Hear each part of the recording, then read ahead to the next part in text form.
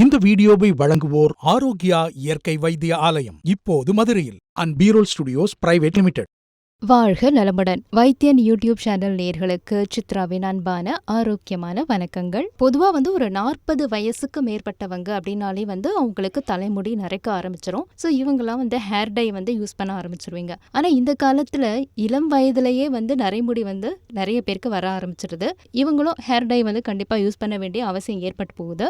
So இந்த பதிவுல நாம என்ன பண்ண போறோம், ஹேர் டை எப்படி பயன்படுத்துறது, எந்த ஹேர் டை பயன்படுத்துறது, ஏதாவது பக்க விளைவுகள் ஏற்படுமா, இந்த மாதிரி நிறைய சந்தேகங்கள் நமக்கு இருக்கும். ஹேர் டை பயன்படுத்தாம இயற்கையான வழியில முடிய கருமையாக்குறதுக்கு ஏதாவது வழி இருக்கா அப்படிங்கிறவங்களுக்கும் இந்த பதிவில் ஒரு தீர்வு இருக்கு. இப்போ ஹேர் டைன் அப்படின்னு நம்ம எடுத்துக்கிட்டோம்னா, இதை வாங்கும் போதே ரொம்ப கேர்ஃபுல்லா ஒரு நல்ல பிராண்டடான ஒரு டையா வாங்கியிருக்கணும். அதுல சேர்க்கப்பட்டுள்ள பொருட்களோட அளவுகள் எல்லாமே தெரிஞ்சுக்கிட்டு உங்களுக்கு ஒத்துக்குமா அப்படிங்கிறதையும் யோசிச்சு தான் நீங்க வாங்கணும். முக்கியமா அமோனியா கலக்காத ஹேர் டையா அந்த ஹேர் டை இருக்கணும். இப்போ அந்த ஹேர் டை உங்களுக்கு ஒத்துக்கலன்னா என்ன ஆகும்னா, அலர்ஜி, முடி கொட்டுதல், அந்த முடியோட தன்மை சொரசொரப்பாக மாறிவிடுறது, இந்த மாதிரி பிரச்சனைகள்லாம் ஏற்படும்.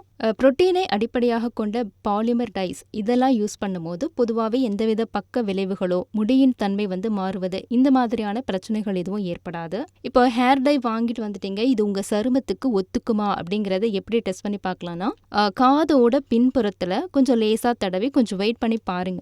உங்களுக்கு எந்த அரிப்போ அல்லது அந்த இடம் செவந்து போறது இல்ல கொப்பளம் வர்றது இந்த மாதிரி எந்த பாதிப்பும் இல்லை அப்படின்னா ஓகே, இந்த ஹேர் டை நம்ம பயன்படுத்தலாம், நீங்க தைரியமா பயன்படுத்தலாம். அதே மாதிரி தான் கலரிங். இப்போ பார்த்தீங்கன்னா கருப்பு, சிவப்பு, ப்ரௌன் இந்த மாதிரி நிறைய நிறங்கள்லாம் கிடைக்குது. ஆனா நீங்க என்ன பண்ணணும், உங்க முடியோட நிறத்தை ஒட்டின ஹேர் டையை பயன்படுத்தினீங்க அப்படின்னா தான் இயற்கையான தலைமுடி மாதிரி இருக்கும். So first time hair dye use பண்றீங்கன்னா நீங்க ஒரு பியூட்டி பார்லர்ல போய் போட்டுக்கிறது ரொம்ப நல்லது.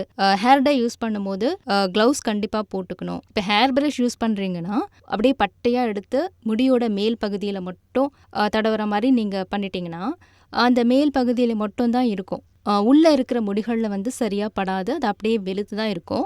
ஸோ அதனால நீங்க என்ன பண்ண, கொஞ்சம் கொஞ்சமா முடிய தள்ளி டையை அப்படியே தொட்டு தடவலாம். 2 புறமும் அப்படியே சீரா இருக்கிற மாதிரி போடலாம். அப்புறம் ரொம்ப முக்கியமான விஷயம், அந்த ஹேர் டை பேக்கெட்ல இவ்வளவு குறிப்பிட்ட நேரம் ஊற வச்சா போதும் அப்படின்னு சொல்லியிருப்பாங்க. ஸோ அந்த குறிப்பிட்ட நேரத்துக்கு அப்புறம் தலையை அலசணும். அப்படி அலசும் போது தரமான ஷாம்பு மற்றும் கண்டிஷனரை யூஸ் பண்ணணும். இல்லைனா அந்த முடியோட சாஃப்ட்னஸ் போயிட்டு சொரசொரப்பா மாறத்துக்கு வாய்ப்புகள்லாம் இருக்கு. சரி, இப்போ ஹேர் டை ஒத்துக்கல அப்படின்றவங்க இல்லை விரும்பாதவங்க இவங்கெல்லாம் என்ன பண்ணலாம்னா, ஹென்னாவை யூஸ் பண்ணி வெள்ளை நிறத்தை மறைக்கலாம்.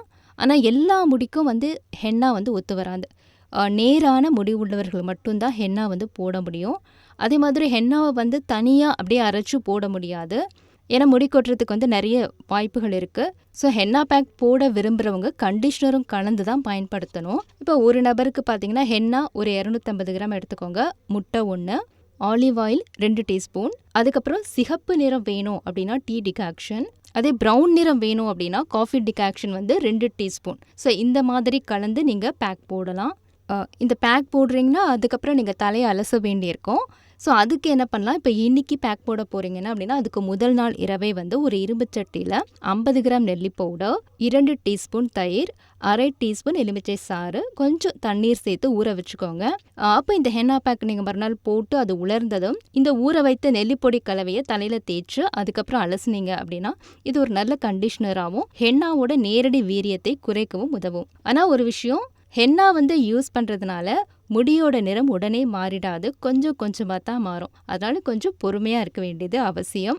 ஓகே ஃப்ரெண்ட்ஸ், இன்னைக்கு இந்த பதிவில் உங்களுடைய முடியை ஹேர் டை பயன்படுத்தியோ அல்லது இயற்கை வழியில் ஹென்னா பேக் போட்டோ உங்கள் முடியை கருமையாவோ அல்லது உங்களுக்கு பிடிச்ச நிறத்திலோ மாற்றுறதுக்கான நிறைய குறிப்புகள்லாம் கேட்டீங்க. எல்லாருக்குமே நன்றின்னு சொல்லி விடைபெறும் நான் சித்ரா.